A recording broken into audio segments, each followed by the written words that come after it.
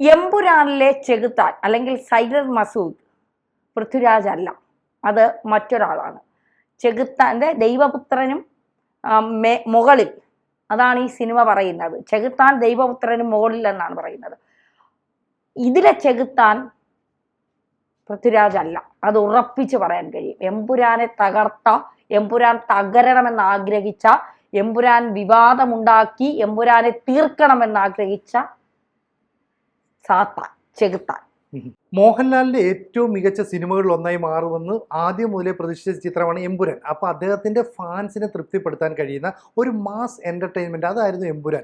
ആ രീതിയിൽ എമ്പുരാൻ പോകുമായിരുന്നു. കുറേ രാജ്യങ്ങളൊക്കെ കാണാം, കുറേ കാറുകൾ കാണാം, പിന്നെ ഈ സാഗർ ഇലിയസ് ജാക്കിക്കകത്തൊക്കെ വരുന്ന സ്ലോ മോഷൻ ഇപ്പം ഇതെല്ലാം കൂടെ കണക്ട് ചെയ്ത് കഴിഞ്ഞാൽ ഒരു നല്ല സിനിമ. പക്ഷേ ലൂസിഫർ എന്ന് പറയുന്ന സിനിമയുടെ തുടർച്ച എന്ന നിലയിൽ എമ്പുരാനെ ഉൾക്കൊള്ളാൻ കഴിയില്ല. പക്ഷേ ഇതിനകത്തേക്ക് ഇതിൻ്റെ കഥാതന്തുവിൽ കുറച്ച് രാജ്യവിരുദ്ധമായ കാര്യങ്ങൾ കുത്തിക്കയറ്റാനായിട്ട് ചിലർ ശ്രമിച്ചു.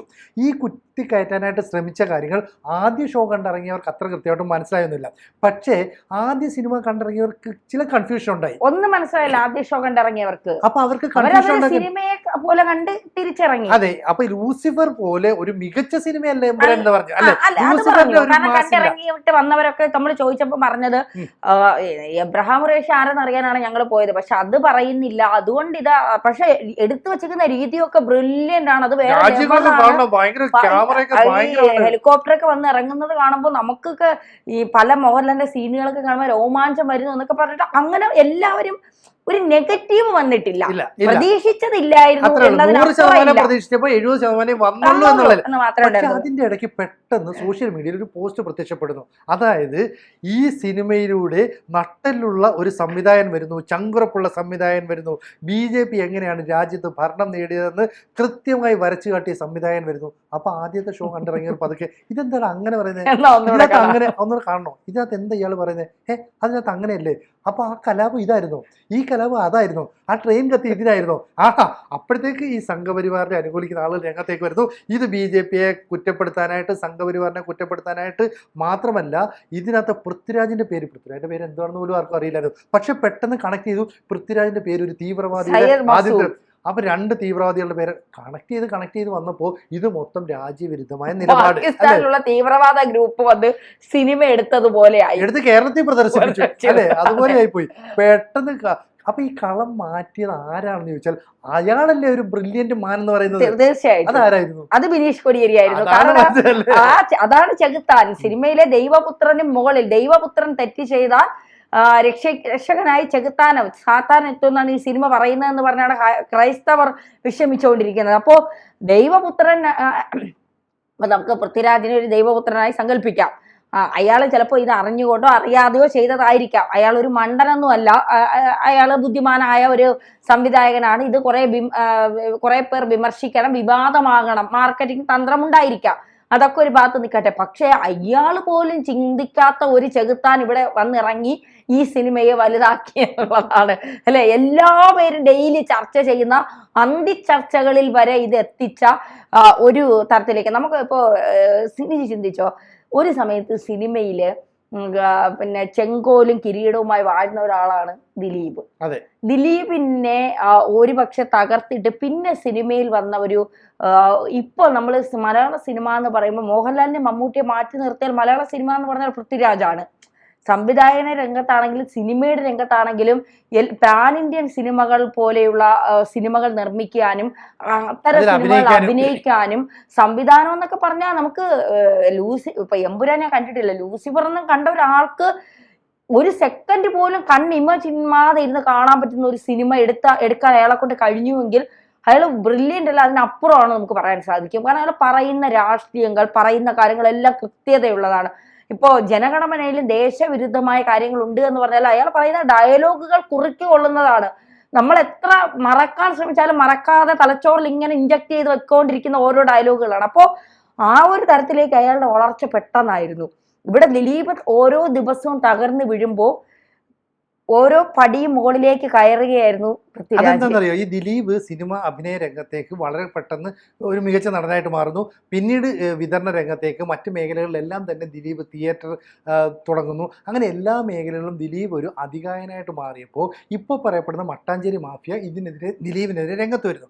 അപ്പം ദിലീപിന് ഒരു ചെറിയ വീഴ്ച പറ്റുന്നു, അതേ കയറി അവർ കൃത്യമായിട്ട് പിടിക്കുന്നു. പിന്നെ ദിലീപിനെ തകർത്ത് തരിപ്പണമാക്കി. അപ്പം ദിലീപിന് പകരം പണമുള്ള കഴിവുള്ള ഒരാളെ അവർക്ക് വേണം പ്രതിഷ്ഠിക്കാൻ. അങ്ങനെയാണ് പൃഥ്വിരാജ് അവിടെ. കഴിവ് മാത്രമല്ല, ബി.ജെ.പി. വിരുദ്ധത കൂടി പ്രദർശിപ്പിക്കുന്ന ഒരാളെ അവർക്ക് വേണം. അതെ, അതായത് അവരുടെ ജിഹാദി നിലപാടുകൾ അപ്പുറം ഹിന്ദു വിരുദ്ധത കൂടി പ്രചരിപ്പിക്കുന്ന ഒരാളെ അവർക്ക് വേണം. അപ്പൊ അത്തരത്തിലുള്ള സിനിമകൾ നിർമ്മിക്കാൻ, അത്തരത്തിലുള്ള സിനിമകളുടെ തിരക്കഥ എഴുതാൻ, സംവിധാനം ചെയ്യാനൊക്കെ വരുന്നവരെ ഇവർ കൂട്ടി യോജിപ്പിക്കുന്നു, കണക്ട് ചെയ്യുന്നു. മറ്റ് സിനിമകൾക്കൊന്നും തന്നെ ഈ പൃഥ്വിരാജിന്റെയോ മോഹൻലാലിന്റെയോ സിനിമയ്ക്കൊന്നും ആശംസ അർപ്പിക്കാത്ത പല ആളുകളും എമ്പുരാൻ എന്ന് പറയുന്ന ചിത്രത്തിന് വേണ്ടി ആശംസ അർപ്പിച്ചു.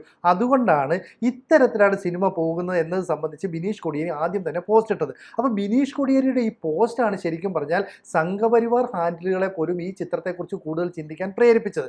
അങ്ങനെ ചിന്തിച്ചില്ലായിരുന്നുവെങ്കിൽ എമ്പുരാൻ ഇപ്പോൾ ബോക്സ് ഓഫീസ് ഹിറ്റായനെ, അതുപോലെ തന്നെ റെക്കോർഡുകൾ തിരുത്തി കുറിച്ചേനെ എന്നൊക്കെ പറയുന്നു. പക്ഷേ ഇതിൻ്റെ ഇടയ്ക്ക് ചില കള്ളക്കളികൾ നടത്തി. അതായത് വിദേശത്തുനിന്ന് 130 കോടിയോളം രൂപ പെട്ടെന്ന് കിട്ടിയെന്ന് ഒരു കണക്കുണ്ടാകുന്നു. അതുപോലെ ഗോകുലം ഗോപാൽ ഇതിനകത്തേക്ക് രംഗത്തേക്ക് വരുന്നു. ഗോകുലം ഗോപാൽ നേരിട്ട് ഇടപെട്ട് ഇതിൽ ചില രംഗങ്ങൾ എഡിറ്റ് ചെയ്യാമെന്ന് പറയുന്നു. മനഃപൂർവ്വമാണ് ഇത്തരം സംഭവങ്ങൾ ഉണ്ടായെന്ന് അറിയില്ല എന്ന് മോഹൻലാലിന് പറയേണ്ടി വരുന്നു. അതിനെപ്പോലെ തന്നെ ഈ പറയുന്ന മോഹൻലാലിന്റെ കൂടെ നടന്ന ഡ്രൈവർ ആന്റണി പെരുമ്പാവൂർ വേറൊരു നിലപാട് സ്വീകരിക്കുന്നു. മുരളി ഗോപി വൻകിട നിർമ്മാതാവ് ഒക്കെ ആയ അദ്ദേഹം ആ നിലപാട് സ്വീകരിക്കുന്നു. എന്തായാലും മൊത്തത്തിൽ അവിയൽ കുഴയുന്നത് പോലെ കുഴഞ്ഞു. ഈ കുഴഞ്ഞതിന്റെ കാരണം സത്യത്തിൽ ബിനീഷ് കൊടിയേരിയാണ്. ബിനീഷ് കൊടിയേരി ഇങ്ങനെ ഒരു പോസ്റ്റ് ഇട്ടില്ലെങ്കിൽ ഇത്രയും വലിയൊരു പബ്ലിസിറ്റി ഉണ്ടാകില്ല. അപ്പോൾ എത്രയോ കാലമായി ഹിന്ദു വിരുദ്ധമായ ചിത്രങ്ങളിൽ അഭിനയിച്ചുകൊണ്ട് BJP-ക്കെതിരായ നിലപാട് സ്വീകരിക്കുന്ന നടനായിരുന്നു പൃഥ്വിരാജ്. അപ്പൊ പൃഥ്വിരാജിനെ അടിക്കാൻ ആരോ ഒരു വടി അവിടെ വെട്ടിവെച്ചു.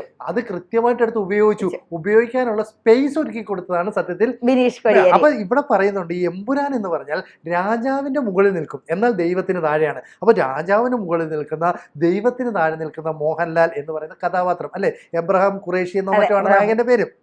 പക്ഷെ ആ ഒരു തലത്തിലേക്ക് എത്തിയത് ഇപ്പോ ഈ പറയുന്ന ബിനീഷ് കൊടിയേരി ആണോ എന്നൊരു സംശയം അല്ലേ. യഥാർത്ഥ എബ്രഹാം ഖുറേഷി ഇപ്പൊ ബിനീഷ് കൊടിയേരി, യഥാർത്ഥ സയ്യദ് മസൂദും ബിനീഷ് കൊടിയേരിയായി മാറി. കാരണം ഒരു ഭാഗത്ത് ഈ സിനിമ വിജയിക്കണം എന്ന് ആഗ്രഹിച്ച് നിന്നവരുടെ ഒരു മാർക്കറ്റിംഗ് തന്ത്രം, കാരണം എല്ലാവരും ചർച്ച ചെയ്യുന്ന ഒരു സിനിമയാക്കി ഇതിനെ മാറ്റാൻ ദൈവപുത്രനെ പോലെ വന്ന് ബിനീഷിന് കഴിഞ്ഞു. ഒരു ഭാഗത്ത് 17 നിന്ന് 24 വെട്ടിലേക്ക് ഇനി സിനിമ തന്നെ നിരോധിക്കുന്ന തരത്തിലേക്ക് ഇതിനെ കൊണ്ടെത്തിച്ച ചെകുത്താനായും ബിനീഷിന് മാറാൻ കഴിഞ്ഞു എന്നുള്ളതാണ്. എന്തായാലും മാസാണടാ നീ മാസ്. അതെ അതെ. അപ്പൊ എന്തായാലും ഈ സിനിമയുടെ നിർമ്മാണ മേഖലയിൽ പ്രവർത്തിച്ചവരോ ഇതിന്റെ അണിയറ പ്രവർത്തകരോ ചിന്തിക്കുന്നതിനപ്പുറത്തേക്ക് ഇതിനൊരു ഡെപ്ത് ഉണ്ടാക്കി കൊടുത്ത സത്യത്തിൽ ബിനീഷ് കൊടിയേരി. ഞാനതല്ല ആലോചിക്കുന്നത്, ചില ഏതോ ഒരു സിനിമയിലാണത് എനിക്ക് ഓർമ്മയില്ല, ഒരു സസ്പെൻസ് ഉണ്ട്,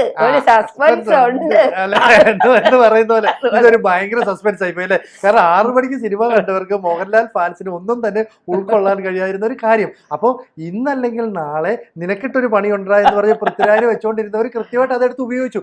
ഇപ്പൊ സംഭവിച്ചത് എന്താന്ന് വെച്ചാൽ പോസ്റ്റ് ഇട്ടാൽ ആരും വേറെ രീതിയിൽ ചിന്തിക്കത്തുമില്ല. അതെ അതെ. കാരണം ഒരു CPM-ന്റെ ഒരു പ്രമുഖ നേതാവിന്റെ മകൻ അത്യാവശ്യം രാഷ്ട്രീയമൊക്കെ കൊണ്ട് നടക്കുന്ന നേതാവായിരുന്നു.